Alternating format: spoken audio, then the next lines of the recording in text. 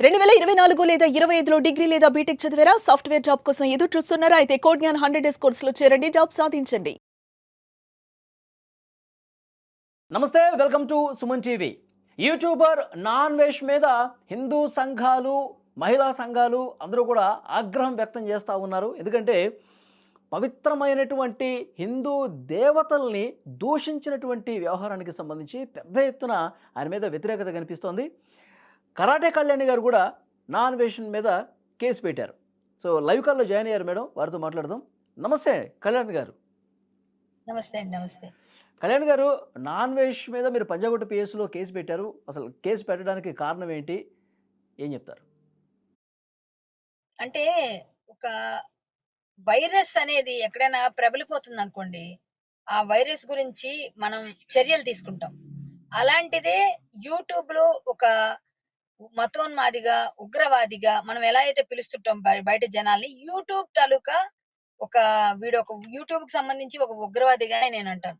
అంటే పిల్లల్ని చెడగొట్టడంలో, భారతదేశ ఔన్నత్యాన్ని తగ్గించడంలో, ప్రతి భారత స్త్రీని తోలనాడడంలో, మనం గ్రంథాలని, మన పురాణ ఇతిహాసాల్లో ఉన్న సీతామాతని, ద్రౌపదీమాతని రేపులు జరిగాయని అభివర్ణించడంలో, అలాగే చిన్న పిల్లల్ని ఒక 15 ఏళ్ల అమ్మాయిని నేను రూ. 1000 ఇచ్చి అనుభవించానని చేసిన వీడియోల్లో ఉన్న సారాంశం ఏంటండి? పిల్లల్ని చెడగొట్టే పని గదా! ఇలాంటి ఒక వెధవని యూట్యూబ్ టెర్రరిస్ట్ అంటాను నేను. వీడిని ఖచ్చితంగా ఎదుర్కోవాల్సిన సమయం వచ్చింది. అలాంటి పరిస్థితి వచ్చింది కాబట్టి, ఇలాంటిని సమూలంగా నాశనం చేయాలంటే అన్‌సబ్‌స్క్రైబ్ చేయండి అని పిలుపునిస్తూ, బాయ్‌కాట్ నా అవినాష్ ఛానల్ అని చెప్తూ, అలాగే మనం ఒక అంటే కేసులు కూడా పెడితే పెద్ద ఎత్తున ప్రతి దగ్గర కూడా ఇలాంటి రెవల్యూషన్ తీసుకురాగలిగితే, ఇనిషియేటివ్ తీసుకొని మేము చేస్తున్నాం. అలాగే చాలా మంది కూడా సో మొదలుపెట్టారు. మీలాంటి వాళ్ళు పిలుపునిచ్చిన చేయాలి. తర్వాత సబ్‌స్క్రైబర్స్ కూడా వేగంగా తగ్గిపోతున్నారు. అది కూడా సోషల్ మీడియాలో మనకు కనిపిస్తా ఉంది. అయితే నన్ను అవును. క్షమించండి, ఆ ఉద్దేశంతో అనలేదు. సీతమ్మని నేను ఎందుకు అంటానని చెప్పి ఆయన క్షమాపణ కోరినటువంటి వీడియో కూడా బయటకొచ్చింది. దీని తర్వాత ఏంటి మీ రియాక్షన్? అతను క్షమాపణ మనస్ఫూర్తిగా చెప్పలేదనుకుంటున్నారా? వాడు మనస్ఫూర్తిగా చెప్పినా, చెప్పకపోయినా మేము యాక్సెప్ట్ చెయ్యం.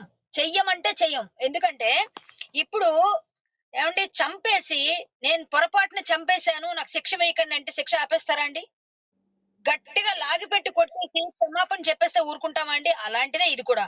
వీడు తెలిసి చేసినా, తెలియక చేయకపోయినా ఏది జరిగినా 2.5 మిలియన్ సబ్‌స్క్రైబర్స్ కూడా ఇరు తెలుగు రాష్ట్రాల్లో తెలుగు వారే సబ్‌స్క్రైబర్స్‌గా ఉన్నారు వాడికి. ఇంకా వేరే వాళ్ళు లేరు. ఎందుకంటే బయట దేశాల్లో ఉన్న తెలుగు వాళ్ళే. తెలుగు అర్థమైన వాళ్ళే.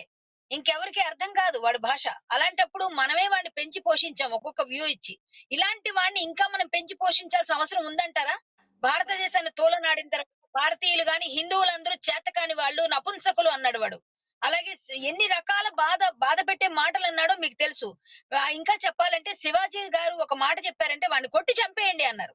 వారిని కొట్టి చంపేయమని చెప్పే మాట ఇతను ఎవరిచ్చారండి ఆ హక్కు? చంపేయమని అందరిని రెచ్చగొట్టడానికి?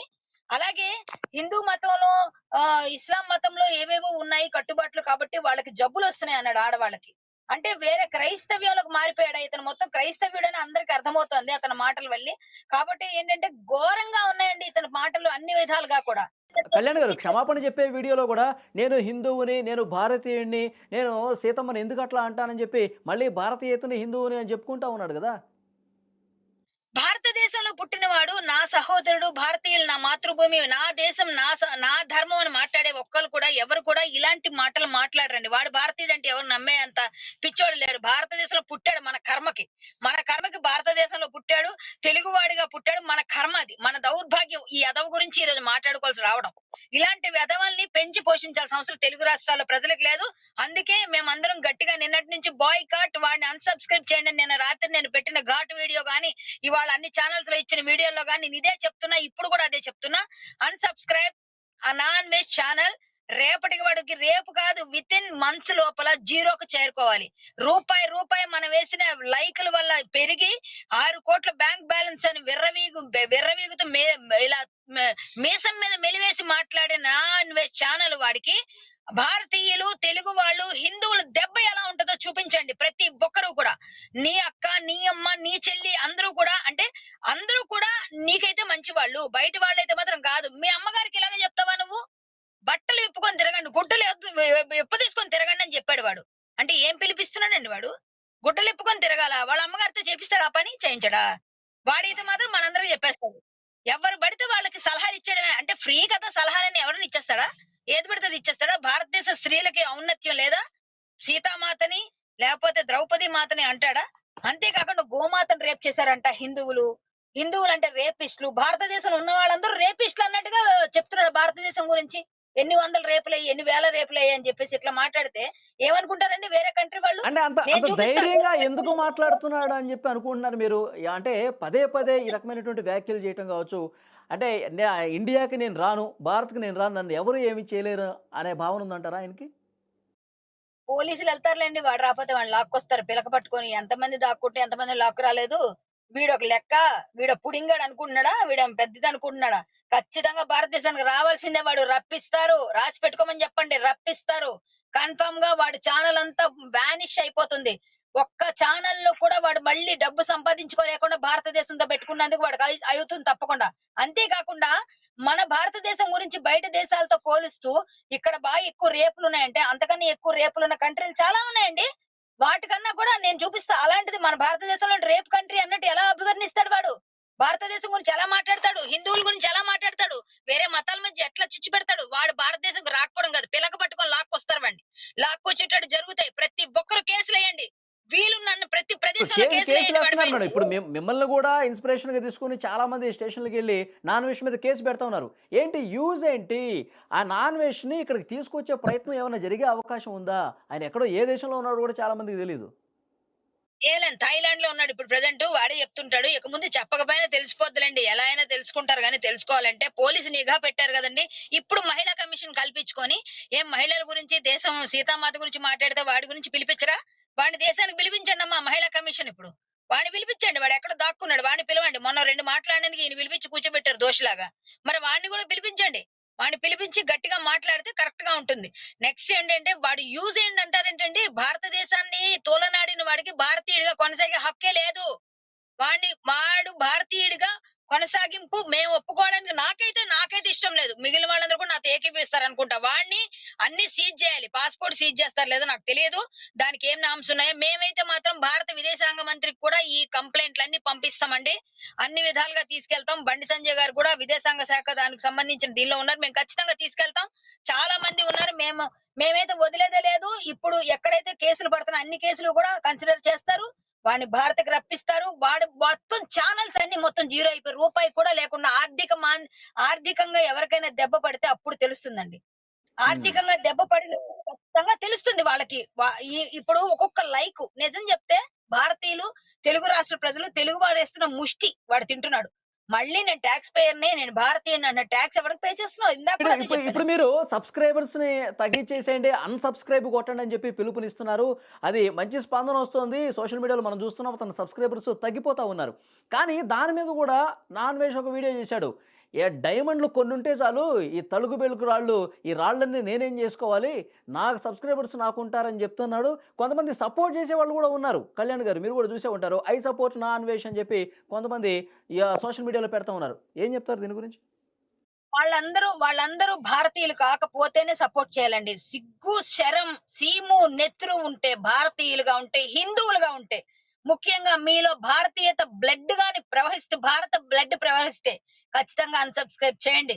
సబ్‌స్క్రైబ్ చేయొద్దు. ఎందుకంటే వీడు సబ్‌స్క్రైబ్ చేయండి అంటే మేము సపోర్ట్ చేస్తామంటే వాడు భారతీయుడు గాదు. వాడు అన్నం తినట్లేదు. కడుపుకు అన్నం తిన్నవాడు నీ చెల్లిని, అక్కని, అమ్మని అన్నప్పుడు, నీ దేశాన్ని అన్నప్పుడు, నువ్వు భారతదేశంలో తింటూ ఉంటున్నప్పుడు ఇక్కడే సంపాదించుకున్నప్పుడు నీకు రోషం రావాలి. అటువంటి రోషం రాని వాళ్ళ గురించి వాడన్నాడు చూసారా? అలాంటి రాళ్ళవన్నీ. మేం చెప్తున్నాం. ఎవరైతే అన్‌సబ్‌స్క్రైబ్ చేస్తారో వీళ్ళు వజ్రాలు. వీళ్ళని మేము వజ్రాలు అంటాం. వాళ్ళు తుప్పలు. వేస్ట్ తుప్పలో పడే కంకర రాళ్ళు వాళ్ళు. ఎవరైతే సబ్‌స్క్రైబ్ చేసుకుంటే ఇంకా ఉన్నారు. కాబట్టి అందరూ మాక్సిమం బయటకొచ్చేయాలి. నేనైతే చెప్తున్నా అండి. వితిన్ మంత్స్ లో వాడు చాలా లాస్ అయిపోతాడు. ఇదైతే క్లియర్. ప్రతి దానికి మూల్యం చెల్లిస్తాడు. అందరిని శపిస్తాడంటాను. మా మా నా నాశనం అయిపోతామని. ఇవాళ చెప్తున్నా నా దేశం కోసం, ధర్మం కోసం నేను కూడా తిట్లు తినడానికి సిద్ధంగా ఉన్నాను. నా మీద వీడియో చేసినా ఆశ్చర్యపోకండి. ఖచ్చితంగా చేసినా సరే పర్వాలేదు. నా దేశం కోసం, ధర్మం కోసం వాడు ఎన్ని బూతులు తిట్టినా మరి ఇంకో కేసు ఏసుకుంటాడో ఏం చేస్తాడో నాకు తెలీదు గానీ కన్ఫర్మ్ గా వాడు ఇట్లాంటి వెధవల్ని సపోర్ట్ చేసే వాళ్ళని నేను సపోర్ట్ చేయను. హ్మ్. కళ్యాణ్ గారు మీరు గట్టిగా ఫైట్ చేస్తా ఉన్నారు. కేసులు పెడతా ఉన్నారు. అయితే నాన్ వెజ్ ఇప్పుడు మరి అసలు అంటే మీరు ఇంతకుముందు చెప్పారు రాజకీయ నాయకులు కలెక్ట్ చేసుకోవాలి, ప్రభుత్వాలు కలెక్ట్ చేసుకోవాలి, గల్లా పట్టుకుని ఇక్కడ తీసుకొచ్చే ప్రయత్నం చేయాలన్నారు. కానీ ఒక యూట్యూబర్ విషయంలో ప్రభుత్వాలు అంత సీరియస్‌గా స్పందించి అతన్ని తీసుకొచ్చే అవకాశం ఉందంటారా? అంటే దేశం మీద ధర్మం మీద మరీ ఇంత వెల్లువెత్తి ప్రజా ఆగ్రహం ఎప్పుడైతే పెల్లుబుకిందో అప్పుడు కల్పించుకునే అవకాశాలు ఉంటాయండి. ఇంకా ఇంకా ఆగ్రహం జ్వాలలు రావాలి. ఇంకా పెల్లుబుకాలి. ఇంకా చాలా మంది బయటికి రావాలి. చాలా మంది నోరు విప్పాలి. రాజకీయం కాదు ఇక్కడ. మతాలకి, కులాలకి అన్నిటికి అతీతంగా రావాలి. రాజకీయ అంటే నా పార్టీ, నీ పార్టీ అవి కూడా లేవు ఇక్కడ. ఓన్లీ భారతీయత. భారతీయత వరకు వచ్చినప్పుడు భారతదేశం హిందువులు. అలాగే ఎక్కువగా హిందువుల మీద ఎక్కువగా ద్వేషం కక్కాడు వాడు. సో వాళ్ళకి ఎక్కువగా మనం ఎక్కువ శాతం ఉన్నది కూడా హిందువులే. దాని వల్ల మేమందరం కూడా ఇంత ఆగ్రహ జ్వాలల్ని కురిపిస్తున్నాం. అలాంటి వాటినన్నిటి కూడా ఎప్పుడైతే సమాజంలో ఎక్కువ పెళ్ళుబుకుతుందో అప్పుడు ఆటోమేటిక్ గా రాజకీయ పార్టీలు కూడా ఇన్వాల్వ్ అవుతాయండి. ప్రతి రాజకీయ నాయకుడు మాట్లాడాల్సి వస్తుంది. ప్రతి ఒక్కరు కూడా అప్పుడు వాడిని రప్పించడానికి ఏం చేయాలో అది చేస్తారండి. ఎవరు ఊరుకోరండి. ఎవరు సైలెంట్ గా చేసే ఆ పని చేస్తారండి. బయటకు వచ్చి మాలాంటి వాళ్ళం ఫైట్ చేస్తున్నాం కాబట్టి మాకు మద్దతు వస్తుందా లేదా పక్కన పెట్టేయండి. పక్కాగా వాడిని మాత్రం అన్‌సబ్‌స్క్రైబ్ చేయండి. మాకు మీరు సపోర్ట్ చేసినా చేయకపోయినా మేము బాధపడం. మమ్మల్ని పొగడక్కర్లేదు, మమ్మల్ని ఏమనక్కర్లేదు, మా గురించి ఒక కామెంట్ పెట్టక్కర్లేదు, తిట్టుకోండి పర్వాలేదు మీరందరూ. ఎవరైతే వాడి ఫాలోవర్స్ ఉన్నారో. బట్ వాడిని అన్‌సబ్‌స్క్రైబ్ చేయండి. నిజమైన భారతీయులు మీలో సిగ్గు, శరం, దమ్ము అన్నీ ఉంటే మాత్రం భారతీయుడిని చెప్పుకుంటుంటే భారత మాత ముద్దు బిడ్డగా పిలవాలనుకుంటే ఇలాంటి వెధవల్ని, ఇలాంటి పురుగుల్ని ఏరి పడేయండి. పక్కాగా ఒక విధంగా చెప్పాలంటే వీడొక ఉన్మాదిలాగా ప్రవర్తిస్తున్నాడు. వీడొక కరోనా వైరస్ కన్నా ఎక్కువ ప్రమాదకారి. ఇలాంటి వైరస్‌ని ఇప్పుడు మన స్త్రీల తలలకి మీద కామెంట్ చేస్తా ఉన్నాడు. ఆ గుడ్డ ముక్కలు లేకుండా కూడా మీరు రోడ్ల మీద స్వేచ్ఛగా తిరగండి అని చెప్పేసి అంటా ఉన్నారు. మరి మీరు మహిళా హక్కుల కమిషన్‌కి వెళ్లి ఆయన మీద ఏమైనా కంప్లెయింట్ చేసే అవకాశం ఉందా? తప్పకుండా అండి. నేను ఆల్రెడీ ఇదే కంప్లెయింట్‌ని రెడీ చేశాను. అదే మహిళా కమిషన్ కూడా నేను రేపు వెళ్తాను. ఖచ్చితంగా నేను ఇస్తాను. వాళ్ళకి ఏమి జరగాలో, ఏమి జరుగుతుందో, ఏ విధంగా అతను రావాలో అన్ని విధాలుగా రావాలండి. నేను మహిళా కమిషన్ కూడా వెళ్తాను. వాడి మీద కంప్లెయింట్ ఇస్తాను. ఎందుకంటే ఎందుకు వదిలేయాలండి? ఇలాంటి వాళ్ళని వదిలేస్తే ఇంకొకడు పుడతాడండి. ఇంకోడు కూడా సారీ చెప్తాడండి ఇంకో మాటాడి. ఎంతమందినండి వదిలేస్తాం? ఒకడికి గట్టిగా అయితే రెండోసారి ఇంకోడు భయపడతాడు. భారతీయుల జోలికి, హిందువుల జోలికి రావాలంటే. సీతామాతను అన్నవాడు ఈ ఈ దేశం మీద పుట్టినవాడు ఎవడు మాట్లాడు. వేరే దేశంలో బ్రతుకుతూ నువ్వు ఇక్కడ దేశం గురించి మాట్లాడుతూ సీతామాత గురించి ఇంత అవహేళనగా మాట్లాడితే మేము భరించడానికి సిద్ధంగా లేం. మా తల్లి గురించి మాట్లాడితే మేము సిద్ధంగా లేం. నీ తల్లి బట్టలు విప్పుకోమని నువ్వు పిలుపునిచ్చుకో. మా తల్లిదండ్రులు మాకు ఆ సంస్కారం నేర్పలేదు. మేము అలా పిల్లలకి ఎవరికి చెప్పం. కట్టుకొని నిండుగా చెప్తున్నాడు కప్పుకొని కళ్యాణ్ గారు, వెళ్ళండి నేను చెప్తాం. అలా అనకపోయినా కావాల్సుకుని నన్ను టార్గెట్ చేస్తా ఉన్నారు, రక్తం కక్కుకొని చచ్చిపోతారని చెప్పి బెదిరిస్తా ఉన్నాడుగా ఇలాంటి వాళ్ళ మీద. వీడేమో పెద్ద మా పరమ పునీత పురుషుడు కాదు. వీడు చేసేవన్నీ బూతు పనులు, బూతు మాటలు. వీడి మాటలకు ఒక్కటి కూడా తగులుతుంది అని ఎవరు అనుకుంటే అంతకన్నా హాస్యాస్పదం లేదు. వీడు చేసిన వ్యాఖ్యలకి ఏమీ జరగదు, ఏమీ వరగదు. వీడేమైనా మహామునిగా కొన్ని సంవత్సరాల నుంచి తపస్సు చేస్తున్న ముని పొంగవుడైతే ఆ వాక్కు శుద్ధుంటుంది. వాడేంటండి నోరిప్పితే బూతు మాటలు, బూతు బాబుగాడు వీడు. వీడి గురించి భయపడిపోయేంత ఇది వాడందరిని శపిస్తాడు. వీడు శపించేది అందరికి తగిలేస్తుంది. ఇంకా చెప్తున్నా, భారతీయులందరి తాలూకా క్షోభ, బాధ, మానసిక క్షోభ, ఆ భారతీయ స్త్రీలు నాలాంటి స్త్రీలు చాలా మంది బాధపడుతూ తల్లులు, చెల్లెళ్ళు అందరూ బాధపడుతుంటే ఆ ఉసురు తగిలి వాడు మొత్తం జీరో అవ్వకపోతే చూడండి. ఇవాళ చెప్పాను నేను. రాసి పెట్టుకోమని చెప్పండి. ఎండింగ్ లో చెప్తున్నా 26 లో ఆడు గతి ఏంటో చూడమని చెప్పండి. Yeah. చూద్దాం కళ్యాణ్ గారు, నెక్స్ట్ ఆయన వీడియోల మీద వీడియోలు చేస్తా ఉన్నాడు, ఇంకేం మాట్లాడతాడు దాని మీద మీ రియాక్షన్ కూడా తీసుకుంటాం. థ్యాంక్ యూ వెరీ మచ్ అండి. Thank you.